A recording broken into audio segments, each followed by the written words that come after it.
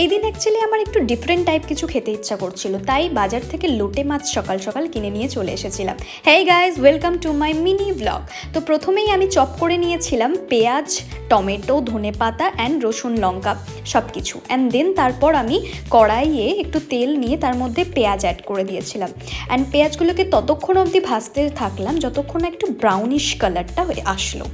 And তারপর আমি কড়াইয়ে অ্যাড করে দিলাম হলুদ, শুকনো লঙ্কার গুঁড়ো, সাথে যদি একটু কাশ্মীরি লঙ্কা থাকে সেটাও অ্যাড করতে পারো। অ্যান্ড দেন লবণ পরিমাণ মতো।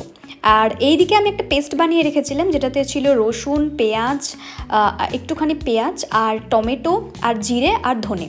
তো এইটাকেও আমি অ্যাড করে দিলাম অ্যান্ড ভালো করে আবার মিক্স করে ফ্রাই করতে থাকলাম যতক্ষণ না অবধি এই জলটা শুকিয়ে গেল ততক্ষণ অবধি। দেন তারপর আমি কিছুটা টমেটো কুচি রেখেছিলাম, সেটা আবার ওই মশলার মধ্যে দিয়ে ফ্রাই করে নিলাম।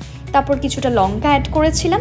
অ্যান্ড অন্যদিকে আবার লোটে মাছগুলোকে ভালো করে একটু ফ্রাই করে রেখে দিয়েছিলাম। অ্যান্ড তারপরে লোটে মাছের ভেতর থেকে যে লম্বা কাঁটাটা থাকে সমস্ত কাঁটাগুলোকে একটা একটা করে আমি এইভাবে বের করে নিয়েছিলাম, কেন কি খাওয়ার সময় কাঁটাটা পড়লে অতটা ভালো লাগে না, তাই জন্য। আর জিনিসটা একটু স্মুথ হয়।